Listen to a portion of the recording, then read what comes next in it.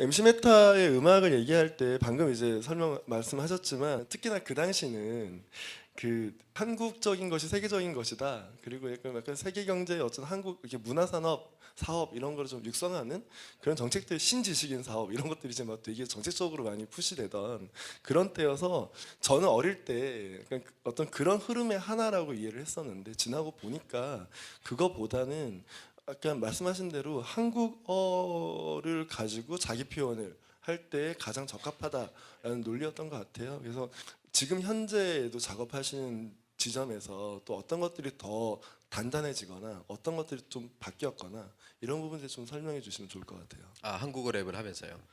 그러니까 그냥 한국어 랩을 한다라는 게 그러니까 저희한테 사실 특별한 게 아니었었어요. 그러니까 저희 팀에 이제 또 다른 멤버 이름이 나찰이라고 있는데 그 친구도 인터뷰할 때 항상 하는 얘기지만 그냥 우리가 제일 잘하고 자신 있고 제일 편안하기 때문에 한국어로 랩을 하는 것뿐이지 어떤 신념을 갖고 뭐 한글 지킴이 또는 뭐 한글 사랑 뭐 홍보대사 뭐 이런 자리를 또는 그런 효과들을 노리고 막 십수년 전에 그런 계산을 하고 했던 건 아니고요. 근데 어쨌건 뭐 그것과는 전혀 무관하게 저희한테는 지극히 당연한 거였다는 거죠. 한국어로 랩을 하고 또 우리말을 통한 어떤 가능성들, 음악적 가능성들 그런 표현에 있어서도 그렇고 그런 걸 찾아내는 게 저한테는 당연한 거고 또 이게 뭔가 짧은 시간에 어떤 결실을 보일 수 있다라는 생각은 안 했어요. 저희도 되게 어려운 쉽지 않은 거였고 힙합 음악에 대한 뭐랄까요 그 예술적인 음악적인 뭐 기술이라고 표현할게요. 그런 것들을 가져오거나 배울 수 있는 게 서양의 음악밖에 없었잖아요. 주로 이제 미국 음악. 그러니까 영어인 거죠. 근데 영어라는 전혀 체계가 다른 언어에서 느끼는 어떤 음악적 기술들을 한국어를 통해서 구현을 하려고 할 때 당연히 여러 가지 문제들이 생기죠. 90년대 중후반 때 그 아까 말씀드렸던 검은 소리 모임에서 래퍼들끼리 모여서 우리말로 랩 가사에 대한 뭐 가사를 쓰고 들려주고 고민하는 과정에서 이런 이야기를 많이 했었어요. 아, 한국어는 분절음이라 이게 뭔가 영어에서 느껴지는 연음의 효과가 없다.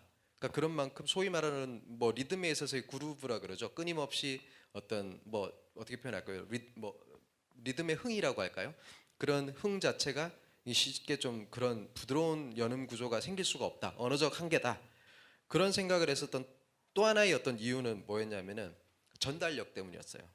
그러니까 랩 그러면 사람들이 가장 그 랩이라는 영어 단어 뜻 자체도 뭔가 중얼거림 뭐 이런 의미지 않습니까? 그런 만큼 그들이 듣기에도 뭐라고 랩하는 게 뭔 소리야? 뭔 소리인지 모르겠지만 뭐 중얼거리고 있어 이런 의미가 있는 거지 않습니까? 그러다 보니까 래퍼들이 뭔가를 얘기할 때 그게 무슨 말인지 못 알아먹고 뭔가 중얼중얼거리는 것 같고 이러면은 사실 그 장르 음악에 대한 단점인 거잖아요. 근데 그걸 영어에서도 그런 부분들이 분명히 있는데 한국어로서 그런 부분이 드러나면 안 된다라는 생각을 했던 것 같아요. 그런 만큼 우리말로 랩할 때 또박또박 정확하게 전달력이 좋게 잘 뱉어야 돼라는 게 그때 당시 랩하던 사람들한테 좀 깔려 있었어요. 왜냐하면 우리가 볼 수 있는 한국 래퍼들은 대중음악 랩 댄스 음악에 있는 사람들밖에 없었으니까요.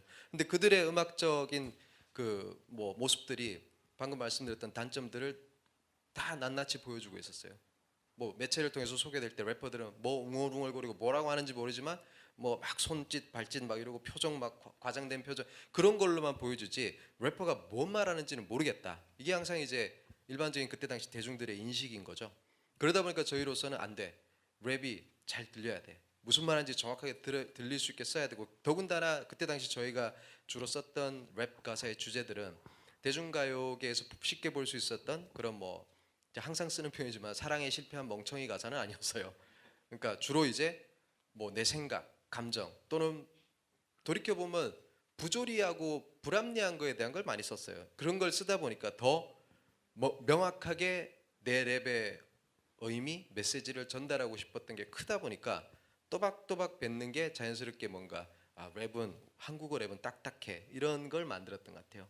그래서 그런 게 되게 한동안 이어져 오다가 어느 순간부터는 좀 그래 좀 발음이 뭉개지면 어때? 때에 따라서는 문법적으로 문제가 있어도 음악성이 살아날 수 있으면 수용할 수 있어. 이런 태도들이 이제 조금씩 생겨나면서 발음이 조금 뭉개지기도 하고 뭐 다양한 실험들이 있어요. 지금 보면 주석이라는 래퍼 아시죠? 예, 주석이라는 래퍼가 당시에 좀 재밌는 이슈에 휩싸였던 것 중에 하나가 안녕하십니까 저는 이 사이에 숨을 쉬는 위치를 넣듯이 랩도 그렇게 구성을 하는데 주석이 같은 경우에 그걸 이제 좀 어떤 새로운 발상을 한 거죠. 안녕하십니까 저는 주석입니다 이런 식으로 랩을 한 거예요. 근데 당시엔 그게 조금 비난 아닌 비난이 있었어요. 전달력을 조금 포기했지만 대신에 조금 더 뭔가 딱딱한 느낌을 없앤 거예요. 그러니까 너무 말되게만 끊어버리니까 딱딱하게 들리니까 말이 안 되는 느낌, 새로운 사운드 이런 느낌을 주기. 전 되게 굉장히 혁신, 뭔가 새로운 혁신이 느껴졌어요. 주석의 그런 스타일에. 근데 이제 당시에는 워낙 그런 데 대한 또 모르겠어요. 안 좋게 보는 헤이터들이 있었던지 막 뭐라고 했더니만 주석이가 그것과 관련해서 다음번 앨범인가 거기서 뭐 그런 라인을 썼던 기억이 나요. 뭐 내가 라면을 끊어 먹든 라임을 끊어 먹든 니들이 뭔 상관이야. 뭐 이런 내용의 랩을 했었어요. 근데 저는 그 주석의 그 시도가 되게 의미가 있었다고 개인적으로 생각하고 그 이후에 뭐 그런 완전히 뭐 획기적인 방식은 글쎄요 제가 잘 못 본 것 같지만 그래도 꾸준하게 한국 랩에 대한 연구들이 좀 이루어져 오다가 이제 뭐 2000년대에 들어서 주석이가 래퍼로서 뭔가 좀 대중성들이 좀 생겼죠 당시에. 그러면서 저는 좋아하는 표현은 아니지만 어쨌건 한국형 힙합에 대한 조금 다른 모습들, 소위 말하는 뭐 발라드 랩이라든가 주석이가 그걸 주도했다는 얘기는 아니고요. 그 어떤 대중성 이후에 시장성이 좀 생기니까 묘한 형태의 이제 그런 곡들이 되게 대중성을 갖고 인기몰이를 하면서 다양한 래퍼들이 이제 막 나오기 시작했던 것 같아요. 제 기억으로는 초기에는 그런 식의 어떤 접근들이 있었던 걸 말씀드릴 수 있을 것 같아요. 네.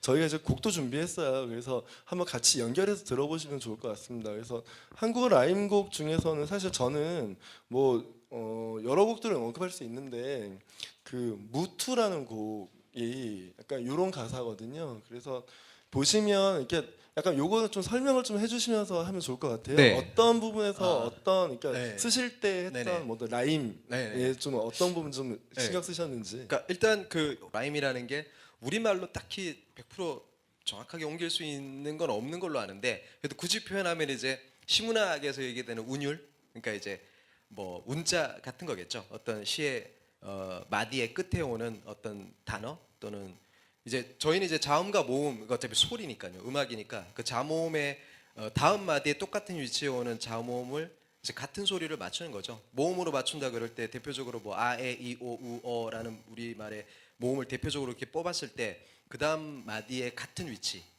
오는 이 똑같은 모음을 맞추는 그리고 이제 나아가서 자음까지 맞춰야 자음을 맞추는 건 그만큼 리듬이 살아나니까요. 랩 음악이 될 수 있는 음악으로서의 자격을 얻을 수 있는 게 기본적으로 리듬밖에 없단 말이에요. 그러니까 리듬이 형성이 되려면 이제 이 라임이라는 게 매칭이 돼야 맞춰져야 이제 이 리듬이 계속 형성이 되고 그게 이제 음악으로서 요소가 된다라고 얘기를 하는데 그래서 이제 사실 이 무투라는 곡을 뽑으신 게 그런 우리말 라임에 있어서의 어떤 나름의 제가 할 수 있는 노력들을 좀 했던 벌스 중에 하나였던 거죠. 이 무투가 무장투쟁의 줄임이거든요. 무장투쟁을 하고 싶었어요 들어가서. 그래서 어쨌든 이 무투의 곡에 제가 썼던 이게 이제 뭐 변화란 내가 선택했던 메타 라임의 함수 공식의 증명을 걸었던 건 내 마음의 말뿐 이런 부분도 보면 마디의 끝에 함수 말뿐 이런 부분이 모음이 다 맞잖아요 그죠? 아우 뭐 아우 이런 식으로. 근데 이제 단순히 그런 끝에만 맞춘 게 아니고 뭐 메타 라임의 함수 뭐 내 마음의 말뿐 이런 부분으로 음절수가 더 많게 매칭이 된 거죠. 그러니까 매칭되는 이 음절수가 더 많을수록 이제 더 리듬감이 좀 더 리듬이 더 많게 느껴지니까 그만큼 더 이제 전체적인 그루브가 좋아지죠. 리듬의 흥겨움이 더 많아진다는 얘기죠. 마찬가지로 두 번째, 세 번째, 네 번째 마디도 보면 그래 맞아 이 판에 뭐 반에 반은 이런 부분도 이제 이 마디 안에서 또 넣어놓은 라임인 거죠. 뭐 반에 반은 덧없는 말에 뭐 이런 부분에서 아 하는 아 모음들이 또 반복적으로 나오니까요. 마찬가지로 이것도 뭐 말에 맞춤, 나머지는 따분한 그 바를 감춘 이런 부분이 말의 맞춤과 사실 저기는 위치는 틀리지만 바를 감춘 파메르 춤 이런 식으로 연속으로 중간과 뒷부분을 다 맞춘 거예요. 그러다 보면 덧없는 말의 맞춤, 그 바를 감춘 파메르 춤 다 사운드가 비슷하게 들리죠. 마찬가지로 이제 그 다음도 보면 뭐 난 어지러워도 어지러워 어디로 넌 거리로 뭘 이런 식으로 맞춘 거예요. 이런 식으로 이제 구성했던 벌스라 그런 뭐 라임이라는 걸 맞춰 나가는 행위가 이제 랩의 기본적인 이제 형태죠 방식이고 그래서 이거 혹시 들어보는 건가요? 네, 준비가. 변화란 내가 선택했던 메타 라임의 함수 공식의 증명으로 갈았던 건 내 마음이 말뿐 그마저 이 판에 반에 반은 덧없는 말에 맞춤 나머지 따분한 그 발을 감춘 파멸의 춤난 어디로 어디로 난 거리로 뭘 찾아 알아 나를 낮춘 낮은 말씀 하나같이 칼을 갖춘 나의 적을 찾는다는 참을 만큼 참은 나는 나를 만든 마수와의 불타는 싸움판을 네, 이런 식으로. 그리고 저는 사실 개인적으로 되게 좋아했던 약간 라임은 소문의 거리라는 곡인데요. 네, 소문의 거리 가사가 아마 나올 거예요. 요것도 한번 그냥 직접 그냥 보시면서 들어보시면서 이 가사를 보시면 사실 그냥 읽기만 해도 그냥 딱 입에 차차차 붙는 게 있잖아요. 우와. 뿌리는 물이라 불리는 돌뿌리를 뚫을 뿌리를 내리는 것뿐임을 네, 짧아서. 그러니까 이것도 그냥 뭐 이런 식이죠. 그저 우리는 누리를 뿌리는 물이라 불리는 돌 뿌리를 뚫을 뿌리를 내리는 것뿐이 뭐 그래서 사실상 이것도 어떻게 보면 약간 뭔가 어색하게 보일 수도 있어요. 뭐 제가 썼던 여기는 이제 채택이 안 됐지만 예전에 이제 킴누츠라는 친구랑 했던 곡 중에도 보면 약간 리듬의 패턴이 틀리지만 뭐 끝없이 쌓일 내 라임들 사이엔 타인의 가슴에 담길 내 마음의 소리가 자리해라는 게 있어요. 그게 이제 뭐 정말 내용이 조금 어색하게 들릴지 몰라도 내 라임은 뭔가 내 음악이 누군가에게 마음속에 들어가길 바란다라는 의미로 쓴 거거든요. 그걸 이제 뱉을 때는 끝없이 쌓일 내 라임들 사이엔 타인의 가슴에 담길 내 마음의 소리가 다리 또는 뭐 이렇게 가요.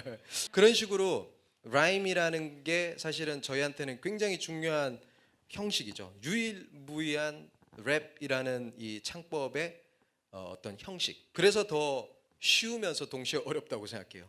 그러니까 라임은 누구나 쓸 수 있어요. 하지만 그 라임으로 만들어낼 수 있는 정말 무한한 조합과 정말 무한한 어떤 그 안에 어떤 사람들 생각과 감정과 표현법들은 다 틀리니까 그걸 표현해내면서 이 라임이라는 걸 지켜나간다라는 거. 그래서 쉬운 만큼 어려워요. 그래서 저도 개인적인 생각이 그렇지만 많은 래퍼들이 하는 얘기가 랩은 하면 할수록 어렵다. 그게 괜히 그냥 뭐 하는 소리가 아니라 하면 할수록 어려울 수밖에 없는 게 내가 할 수 있는 어떤 것들이 계속 연구하고 노력하지 않으면 금방 동이 나요. 그래서 사실은 많은 부분에서 이런 라임이 정말 살아 있으면서도 동시에 어떤 계속 이런 새로운 것들을 추구해야 되는 게 그 어떤 장르보다도 좀 심한 장르라고 생각을 해요. 네.